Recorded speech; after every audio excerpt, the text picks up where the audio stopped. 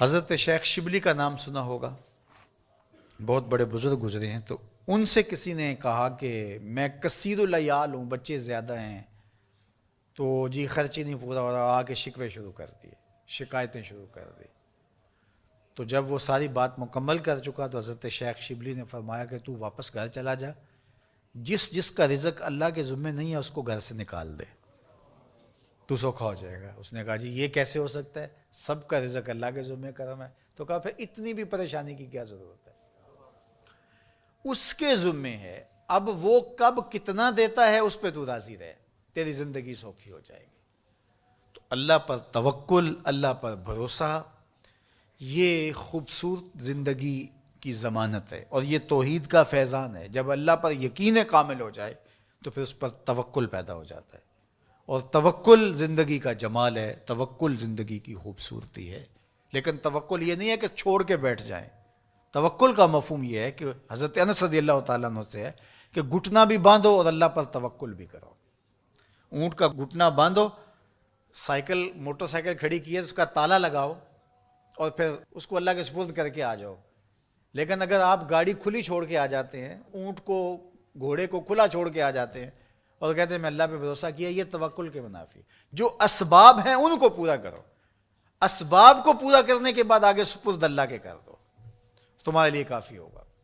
اور حضور کا ایک فرمان سنیے، آقا کریم نے ارشاد فرمایا کہ جو شخص گھر سے نکلتے ہوئے یہ دعا پڑھے، بسم اللہ توکلت علی اللہ ولا حول ولا قوت الا باللہ، مختصر دعا ہے، تو حضور نے ارشاد فرمایا اللہ کی طرف سے اس کو یہ جواب دیا جاتا ہے کہ تجھے ہدایت عطا کر دی گئی اور تیری کفالت کر لی گئی، تیرا اللہ کفیل ہو گیا، اور تجھے ہر شر سے بچا لیا گیا، اور شیطان کو تیرے راستوں سے ہٹا دیا گیا۔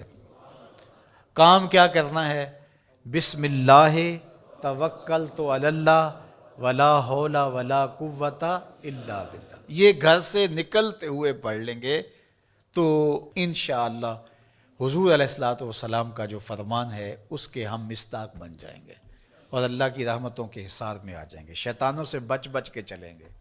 گلی اور بازاروں کے اندر شیطانوں کی بھیڑ بھی ہوگی لیکن ہم سے نہیں ٹکرا سکیں گے، ہٹا دیے جائیں گے، کیونکہ یہ ضمانت ہمارے حضور نے ہمیں دی ہے۔ تو اللہ پر توکل، اللہ پر بھروسہ، یہ مومن کی زندگی ہے۔ کام کریں، گھٹنے باندھیں، سب کچھ کریں، لیکن بھروسہ اللہ پہ۔ محنت ہم نے کی ہے لیکن محنت کا نتیجہ نہ سمجھے، اللہ کا کرم کا نتیجہ سمجھے۔ یہ کہتے ہیں وہ منڈے نے بڑی محنت کی ہے جس لیے آگے نکل گیا ہے۔ کتنے منڈے ہیں جنہوں نے بڑی محنت کی اور پیچھے رہ گئے ہیں؟ جی یہ بندہ جو ہے وہ یہ بڑا زبردست تھا اس لیے آگے چلا گیا۔ زبردستی کے فوائد تو ضرور ہوتے ہیں، لیکن آپ اپنے کاموں کو منسوب اپنی طرف نہ کرو، اللہ کی طرف کرو۔ وَإِذَا مَرِضْتُ فَهُوَ يَشْفِينِ، جب میں بیمار ہوتا ہوں وہ مجھے شفا دیتا۔ بیماری کی نسبت اپنی طرف، شفا کی نسبت اللہ تعالیٰ کی طرف۔ تو یہ نہیں کہ منڈے نے بڑا کام کر دکھایا، نہیں، اللہ کے سپرد۔ اور میں تو کہتا ہوں کہ اپنے کام اللہ کے سپرد کرو۔ کسی کے اوپر جب ہم توقع رکھتے ہیں تو ہماری توقع قدم قدم پہ ٹوٹتی ہے۔ اللہ پہ توکل کرو، دنیا پہ توقع نہ رکھو۔ ٹھیک ہے اسباب بہم پہنچاؤ، کوشش کرو، لیکن نتیجہ سب کچھ اللہ کے سپرد رکھو، انشاءاللہ خیر ہوگی، بہتر ہوگی۔ پھر مایوسی بھی نہیں ہوگی۔ جب توقع ہی لوگوں پر نہیں ہوگی تو توقع ٹوٹے گی نہیں، توقع ہوگی نہیں تو ٹوٹے گی کیسے؟ تو پھر مایوسی اور پریشانی نہیں ہوگی۔ تو اللہ پہ توکل تمہیں اعتماد دے گا، اللہ پہ توکل تمہیں مضبوط کرے گا، اللہ پہ توکل تمہیں کھڑا کر دے گا، اللہ پہ توکل تمہیں توحید کے نور سے مالا مال کرے گا۔ اللہ پہ توکل اللہ کی محبت کا ذریعہ ہے، اللہ پہ توکل خشیت الہی کی نہضت کا سبب ہے، اللہ پہ توکل باطن کی روشنی کا سبب اور ذریعہ ہے۔ یہ نور ہے، قبر میں بھی جائے، حشر میں بھی یہ نور ساتھ ساتھ چلے۔ تو اللہ پر توکل یہ زندگی کی خوبصورتی ہے اور یہ ہماری زندگیوں میں اترنا چاہیے۔